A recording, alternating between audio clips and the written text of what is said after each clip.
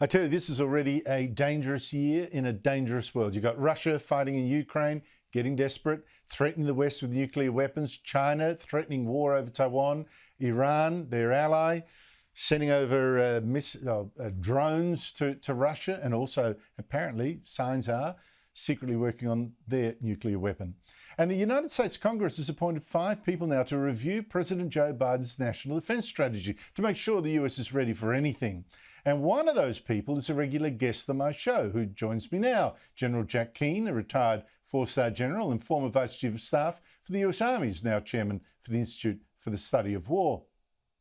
General Keane, congratulations on your appointment, but you've been worried for a long time that the US is just not ready for a major war. What do you hope you'll be able to achieve with this review? I've been appointed by a congressional commission to take a look at the United States national defense strategy that the Biden administration has put together. We're looking forward to looking at this strategy that President Biden and his Defense Department has put forward. Now, obviously, you haven't started the review. There'll be obviously more information come to light when you do that. But from the get-go, are there already problems that you want addressed? Are there things in your mind that you want to check out? Yeah, very much so. It starts with China principally, because China is the major threat to the United States, major threat in the Indo-Pacific region, to your country, Australia, and to all the other countries in the region. And yes, I have a lot of concerns about it. I mean, China wants to dominate and control the region, and they're well on the way to doing that. They also want to replace the United States as the world's global leader, but they want to dominate economically, technologically, geopolitically, and militarily. And the military aspect, certainly my background, is the thing that I'm most concerned about, because we've had an erosion of the United States military deterrence in the region, driven, Andrew, largely by the 9/11 wars, but also by the reduction in defense budgets under the Obama administration. So much so that we are outgunned and outmanned by the Chinese military. They have more ships, more airplanes, more offensive missiles, more defensive missiles than the United States has. And as a result of that, we don't want the Chinese military to make a recommendation to President Xi that now is a good time to confront Taiwan and take control of it, while the United States is working very hard to catch up to us. Now is the window of opportunity for us to do something about it before the United States gets the same capabilities that we have. That is the concern that I have, and we have to move with a sense of urgency to fix that problem. What do you think is the biggest contributors to this fear you have that you're being outgunned, etc., in our part of the world? Is it that the 9/11 wars, Afghanistan, Iraq, drew all these a lot of American forces into the Middle East, away from this region of the world? Or is it simply that you didn't produce enough? And it, by the way, is more always better? The quality of the Chinese arms, I don't know. How do they rate against the US? What are the big issues that have caused this relative weakness in our part of the world?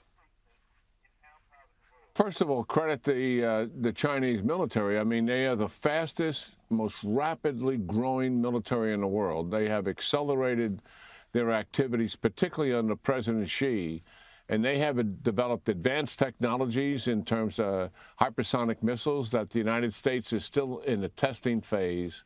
And the quality and technological advances they've made is not the quantity. It's not just more ships, more airplanes, and more missiles. It's the quality of what they have that is so stunning and potentially threatening to the United States and our allies. And we cannot do this by ourselves, Andrew. We need Taiwan to outgun themselves, and we have to assist them in doing that. We need Japan, who is stepping up and looks like they're going to double their defense budget. We need South Korea as well, and we need Australia. And all of these countries that I'm speaking of are making a contribution. General Keane, I'm hoping that perhaps you, in this position you will have, you can underline the need that Australia has for to buy some nuclear submarines from the United States, because we've had a couple of senior figures there saying, oh, well, you know, this is going to stretch America's industrial capacity too much.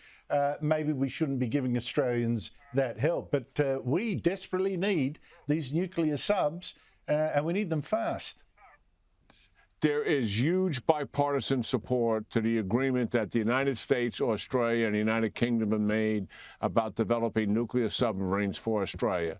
And there's huge bipartisan support for the Quad, the association of countries, the United States, Australia, Japan, and India.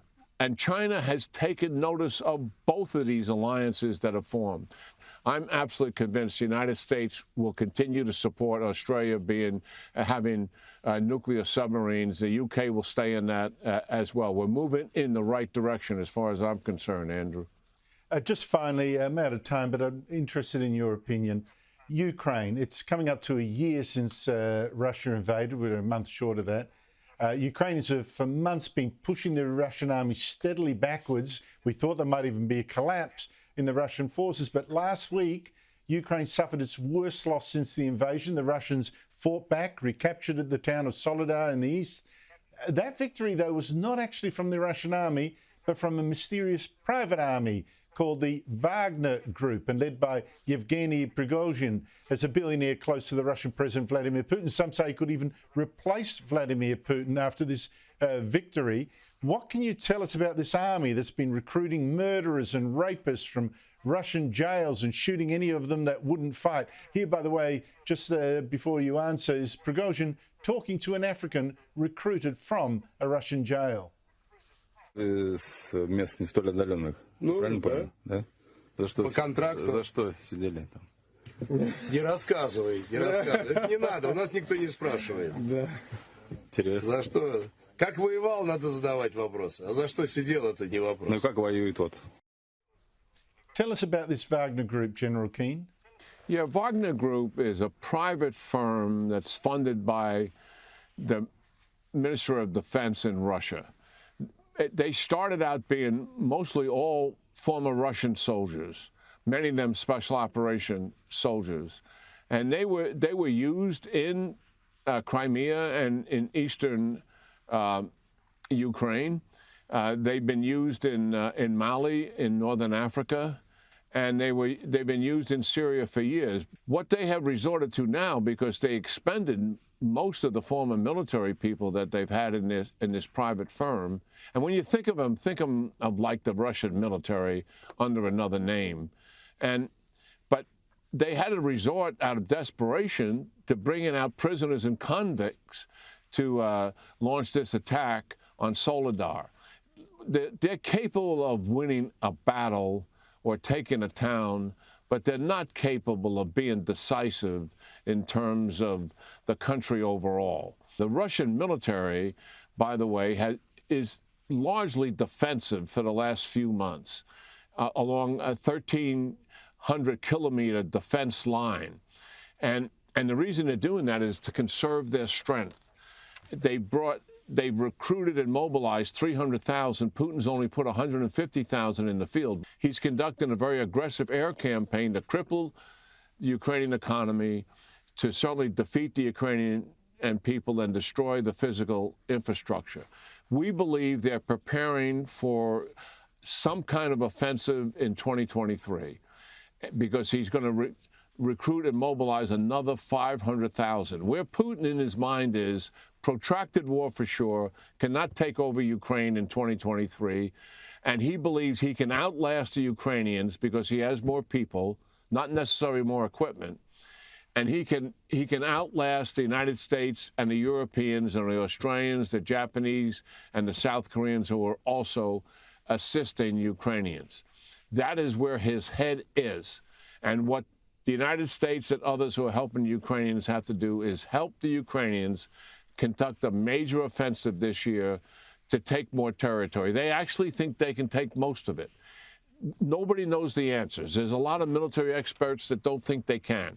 I am done underestimating them.